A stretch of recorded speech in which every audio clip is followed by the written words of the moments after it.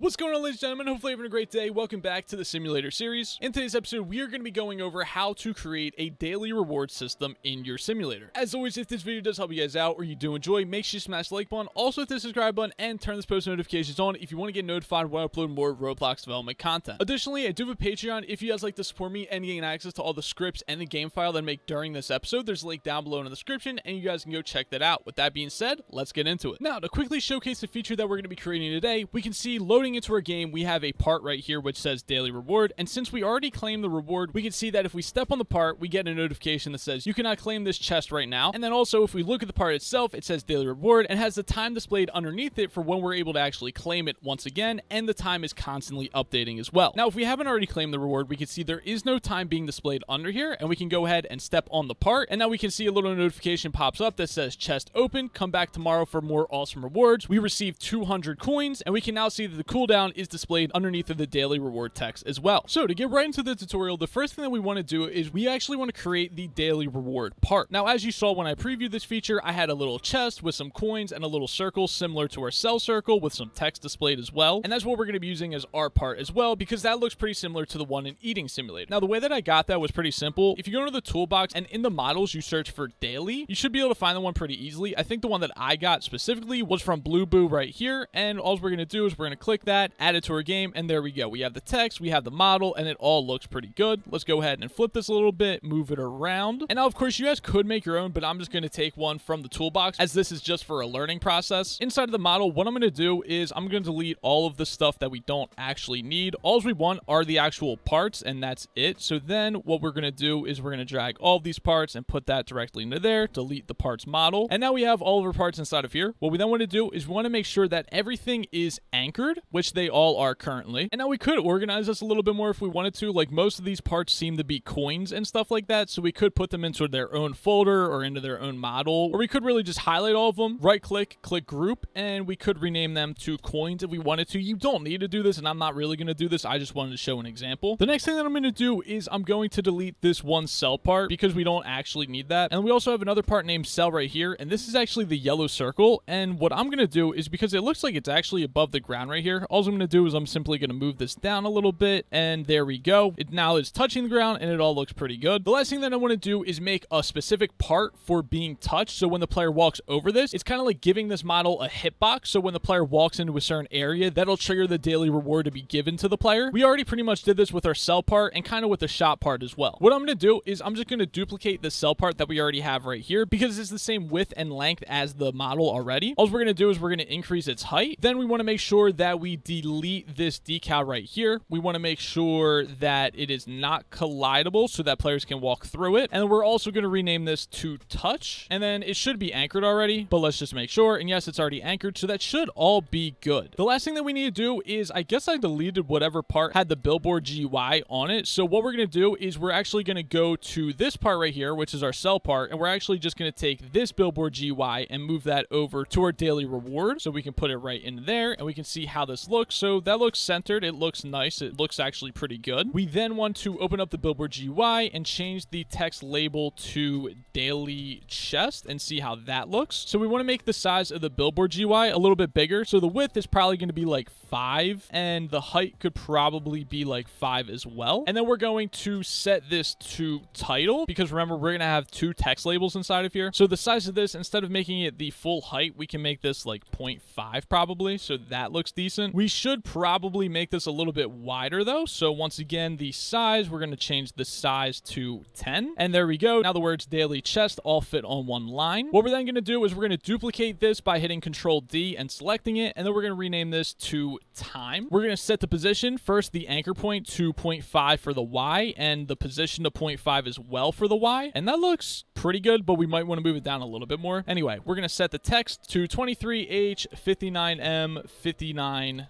S. So that's going to represent what the time should look like. And then the color, we want the text color to be white, and that all looks pretty good. Let's check on mobile. And yeah, we can see we do want to move that text label down a little bit. So let's go ahead and try to position it further down slightly. So like 525, 525, and that looks decent. Maybe we want to move it down a little bit more. I don't know. That looks kind of good, honestly, but we could move it down a little bit more if we wanted to. So we moved it down to 0.55, and it looks decent now. It looks pretty good, but you guys might want to play around with this a little bit more if if you find any issues with it. So now apart from that, we should be good with the model. What we then want to do is we want to move this model into the scriptable objects folder that we already have inside of our workspace. And then we want to go into the server script service, into the scriptable objects script. And now we'll add in the daily reward to this script. So let's rename this to daily reward with no space between the words. And then we can pretty much just copy the cell.touch that we already have right there. And then we are going to say scriptable objects folder dot daily reward dot, and remember we made a specific part called touch because we want to listen to when that gets touched. So inside of the daily reward, we want to look for the part called touch, and then we want to listen for whenever that part is touched. And then we can delete this stuff inside of the player if statement. What we then want to do is we just want to print out true to see if this actually works. When we touch this part now, it should print out true. So let's go ahead, walk over to here, and we can see true is now printed every single time that we are touching that part. So that works all good. Now the next thing that we need to do is inside of the player data, we actually want to add the daily reward to the player's data. The reason that we want to add this to the player's data is because we need a cooldown of some sorts to track when the player is able to receive the reward once again. So inside of the setup player function, we're going to scroll down right after we're looping through the DNA config, and we're going to basically copy what we have right here just to make it simple. Instead of calling this equip DNA, we're going to call this daily reward. And then let's go ahead and copy that and paste that so we know that we're changing the daily reward name and the value. And the name of this is actually going to be daily reward. Make sure you remember the capitalization, so capital D and capital R, or however you want to do it, just make sure that you remember how this is spelled. And then instead of a string value, it's actually going to be a number value, and the parent of this instead of the inventory folder is actually going to be the player. So we have the daily reward, we're creating a new number value, we're parenting that to the player, we're setting the name of it to daily reward, and the number that we actually want to set is 0 because we're counting this as the first time the player actually gets this value, and this means that the player has not received the reward yet. Now inside of here where we grab the saved data and give it to the player, what we're going to do is we're going to say player dot daily reward dot value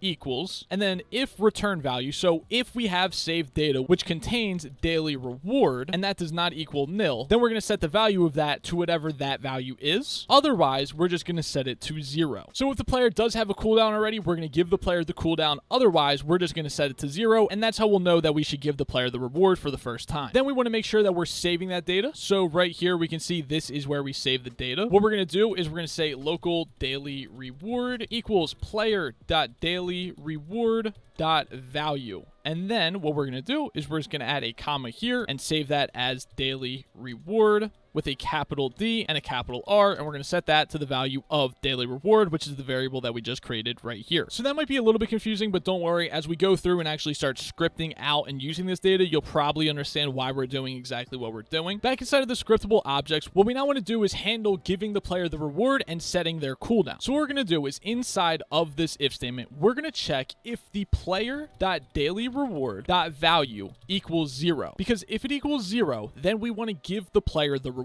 So we're going to say then, and now realistically, you have to decide on how you want to reward the player for their daily reward. In this scenario, what I'm going to do is I'm going to use our rewards module, and we're just going to give them coins, and we're going to pass through the player, and the amount of coins that we want to pass through, we're just going to say 1,000 for every time the player gets the daily reward. Like I said, you can make your own system for deciding how many coins you want to give to the player, and we will use the multiplier as well. So there we go. That will now reward the player when they claim their daily reward. The next thing that we need to do is we need to add a cooldown to this. Now, the way that we're going to add the cooldown to this is by actually using the daily reward value. So we're going to actually set this value to os.time. Now, you might not be familiar with os.time. What this does is, well, we can read the description. It returns how many seconds have passed since the Unix epoch January 1st, 1970 at 000000 under current UTC time. Now, that probably made no sense to you, but don't worry, I'll explain it. On screen right now, we're on a website called Unix Timestamp. This right here is what os.time would return because this is the current amount of seconds which have passed since January 1st, 1970. So every single second that passed through adds to this number right here. And this is the amount of seconds that have passed since this date and time. So what we're going to do is we're going to take the player's current time, and that's going to give us this number. Then we want to add the amount of seconds that are in a day to that number, and that'll basically give us a 24-hour or a 1-day cooldown for when the player is able to receive their daily rewards. And by looking at this website, we can easily see how many seconds are in a day, and that's 86,400. So we want to add 86,400 seconds onto the player's current time, and that's what we're going to set the daily reward value to, so that we know that that's how long the player needs to wait before they're eligible for the daily reward once again. So back inside of the studio, we have the os.time, and now we are going to add on the 86,400 seconds to this specific time. Now remember, this is 24 hours. So we're basically adding 24 hours to the current time, and we're setting the player's daily reward to this. So we're setting it to 24 hours in the future. So now if the player steps on this part once again, obviously this will not run again because the daily reward no longer equals 0. But we need to make another check for this because it should only ever equal 0 if it's the first time the player has joined the game. So we're going to say or, and we're once again going to check the player's daily reward value, but we're going to say if the current os.time, so the current time, is greater than or equal to, and now we want to use the player's daily reward value, and we want to add on 86,400 seconds once again. Hey, so Monster from the future here. While I was editing the episode, I realized I made a slight mistake, and rather than re-recording the entire episode, I felt that I could just make this little fix real quick and tell you guys the mistake and the solution to fix it. I say that the comparison should be the current time is either greater than or equal to the player's cooldown plus a 24-hour cooldown. This is actually incorrect. We don't need to add a 24-hour cooldown to the player's already existing cooldown because that wouldn't make sense. When we set the daily reward value right here, we're adding the current time plus 24 hours ahead. So that's why all we need to do is we just need to compare the current time to the player's 24-hour cooldown, and that's the proper check. If we add another 24 hours to the player's cooldown, then that would actually be a 48-hour cooldown, which is probably not what you want. Now, for the rest of the video, you're going to be seeing the previous check, which would be adding the 24-hour cooldown to this because I didn't realize this until I went through the editing process. So hopefully it doesn't confuse you too much. The correct check that you should be doing is just comparing the current time is greater than or equal to, and then the player daily reward value, not adding an additional 86,400 seconds to it. My apologies for making a mistake. Luckily, I did just realize it so that I could fix it for you guys. Anyway, enjoy the rest of the episode. So what this is saying is if the current time is greater than the player's cooldown plus 86,400, then we want to run this. So basically, if the player is off cooldown, then we want to run this, give them the cooldown, and then they won't be able to claim the reward again for another 24 hours, and there we go. Now that I'm thinking about this, we actually don't need the player.dailyreward.value equals to 0 because 0 plus 86,400 is always going to be less than the current time anyway, so that check wasn't necessary. Anyway, let's go ahead and make sure that we put this print statement inside of here so that we can verify that this works, and then we'll actually make an else statement inside of here, and then we will put a print false statement inside of here so that we can tell if the player gets the reward or if they're not able to get the reward. And now let's start this up and test it out. So let's go ahead, walk over, touch it, and we can see true is printed out, and now false is continuously printed out because we're no longer able to get the reward. So that worked perfectly. So now that we know that we're giving the player the reward, what we then want to do is we want to actually make a GUI and notify the player that they are receiving the reward. So what we're going to do is we're going to go inside of the starter GUI. We're then going to clone the max food GUI, and we can rename this to daily reward. And let's go ahead and enable it so we can see this. And the reason that we're duplicating max food is because this frame already looks like the frame that Eating Simulator uses for the daily reward anyway. So rather than recreating this entire thing, it's much easier to just start with this base plate right here. So we're going to delete the extra frame, and we now just have the notification frame. Let's open up the notification frame, and we're going to remove the sell and shop button. And now we have the message, the title, and the exit button. So for the title, we're actually going to change the text from max food to chest opened. And then for the message, we are going to change that from sell your food or upgrade your DNA to come back tomorrow for more awesome rewards. There we go. We've got that. And now we probably want to resize this a little bit. So we'll stretch this out a little bit, just like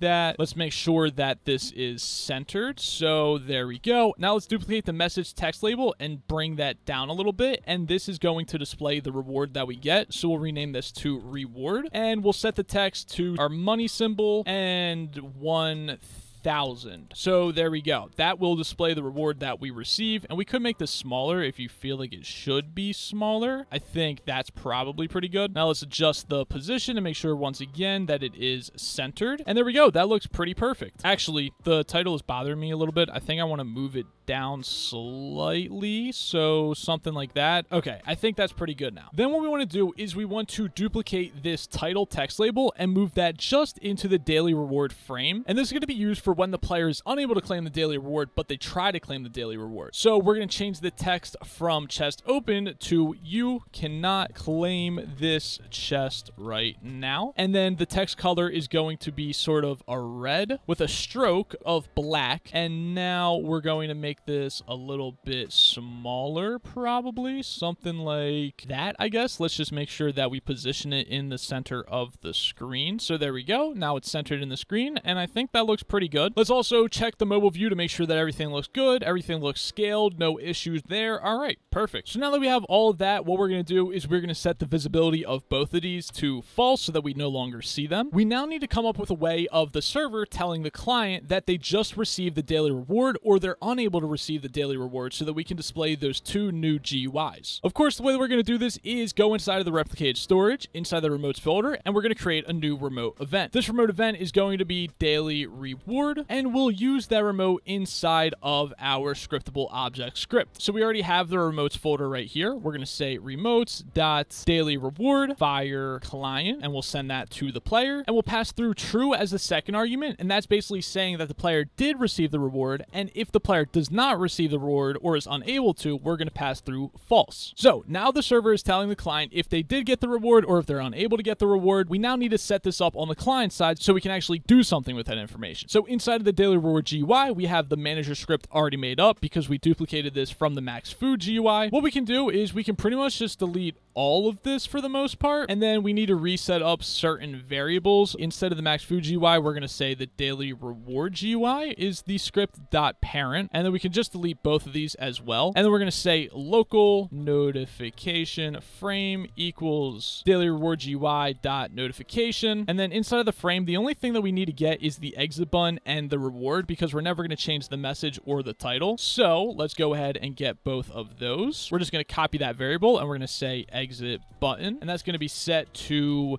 notification frame dot exit button. And then the last thing that we need to get is the reward text. So notification frame dot reward and reward texts. Reward, you could say just reward or reward text or reward text label. It doesn't really matter. And we also want to get the title as well. Instead of saying title, we could call this like warning or decline, because remember, this is the text that's displayed to the player when they're unable to accept the daily reward. So I'm just going to call this warning just because it's simple enough to remember. So we're going to say local warning equals daily reward GUI dot warning. And there we go. We now have that text label. So now that we have all of those components of the GUI, we now need to use the remotes, and we already actually have the remotes folder here. So we're going to say remotes dot daily reward dot on client event, and we're going to connect that to a new function, and we're actually going to create a new function. We're going to say local function reward. So then inside of here, we're going to pass through reward. We're going to say reward, so that'll call the reward function. And then of course, with the reward function, we need to accept a Boolean argument. So we're going to say reward and Boolean, because that's going to be either true or false. Now what we can do is we can say if reward then. So if the player is able to receive the reward, what we want to do is we want to make the notification frame visible. So we're going to set the visibility to true. And actually, I just forgot something. Instead of passing through true or false, we're actually just going to send either the amount or just the player through. And you might be confused by that, but I'll show you how we can easily handle that in a second. So back inside of the manager, instead of the reward being a Boolean, it's actually going to be a number, and it's going to be optional. So what we're saying with if reward, we're saying if the reward exists, so if it is not nil, then what we're going to do is we're going to make the frame visible, and we actually want to set the reward text to the amount of the reward that we got. So we are going to pass through the money bag icon because that's our currency.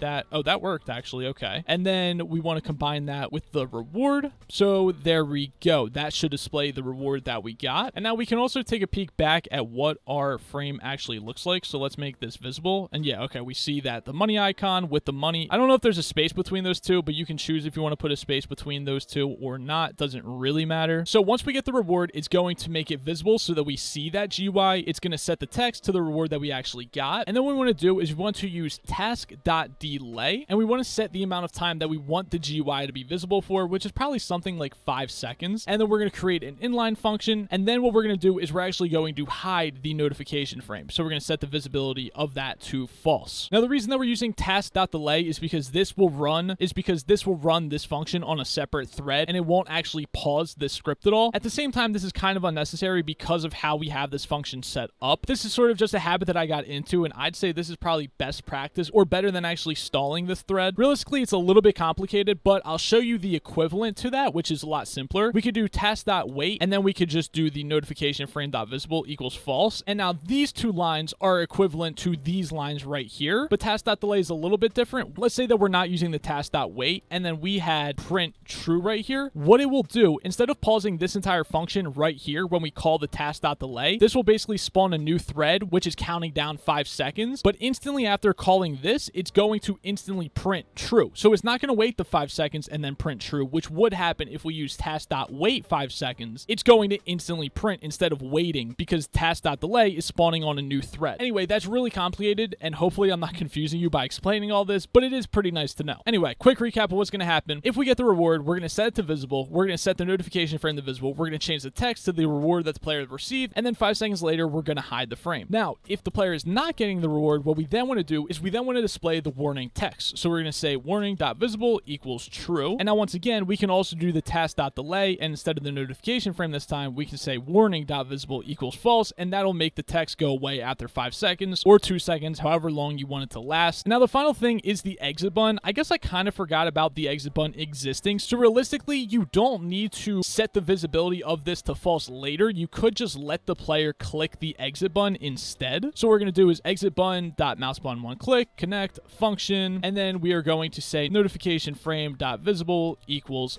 false. So now when the player clicks the X button on the reward frame, it's just going to make it not visible. So that's why I removed the task.delay, but we're still using the task.delay for the warning text because that obviously has no exit button. Okay, so with all that being said, that was a lot. Let's go ahead and test this out. Let's reset our, I don't know if we need to reset our data because we might have already gotten the cooldown, but let's go ahead and do that just in case and start up our game and see what happens. So we're going to go over to here. We're going to step on this. We see that we did get the reward. The notification popped up and the warning notification popped up as well. We also did get the reward, but if we step on this again, we can see you cannot claim this chest right now, and that's exactly what we want. Let's close that notification. It closes and it doesn't open again. We're not getting rewarded again, so that works perfectly. The next thing that we want to do is we want to make this cooldown display properly. So we're going to create a new function inside of here, and that is going to be called display time. And what we're going to do is we're going to get the player's daily reward. So we're going to say local cooldown equals player.daily reward.value. And that's going to get the cooldown from the player. And now let's think about when we want to call this function. We actually want to listen to when the daily reward number value changes. So we can get the daily reward object, and then we can use the changed event onto there, and then we can connect that to a function, and this function is going to pass through the value of what the new value is, and we're going to connect that to display time. So we don't actually really need the value per se. And then also we want to call the display time function when the script starts up for the first time as well, and that's why we're calling the function down here. So now inside of the display time, we're getting the player's cooldown. We then want to also make a variable for the daily reward, which is inside of the scriptable objects folder. And we actually already have the sell part and the shop part, which we don't need for this specific script. So we're going to change this a little bit. Inside of the scriptable objects, we want to get the daily reward. So there we go. And we're just going to rename this to daily reward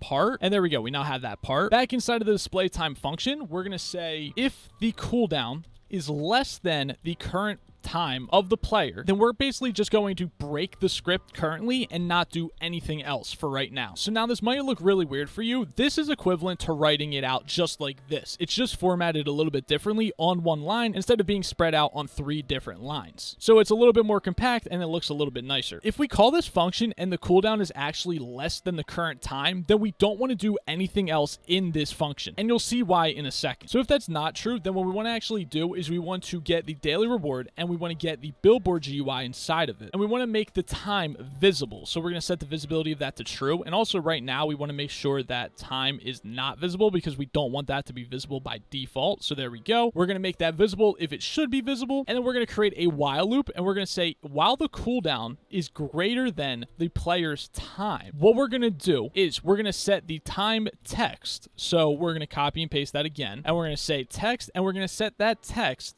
to the cooldown minus the current time, and we want to wait 1 second every single time. So let's go ahead and start up our game and see how this looks in the game. And now that actually looks decently good. So what this is doing is it's displaying the cooldown, and it's basically going down by 1 every single second. We now want to convert this into an hour, minute, and seconds format. Rather than coming up with our own method of converting all those seconds into an hour, minute, and second format, I'm just going to search it up on Google, and we're going to find the solution super easily. So I literally Googled convert seconds Roblox dev, and that's basically going to come up with results from the dev forum. And we can see this result right here, converting seconds to H, min, and second, and that's the exact format that we're looking for. So we go ahead, click inside of here, and we can see solved. So we already found the solution, and this is a nice looking function right here that works. And we can see this has 124 likes, so we could probably assume that that works pretty well. Then we can see there's an even simpler solution right here, which is just all one line, and that's what we're actually going to use instead. So let's go ahead, highlight this, copy that, go back into the studio, and we can use that right here. So we're just going to paste that real quick, and I guess it would be easier just to make a separate function for this. So we're going to say local function format time, and we'll pass through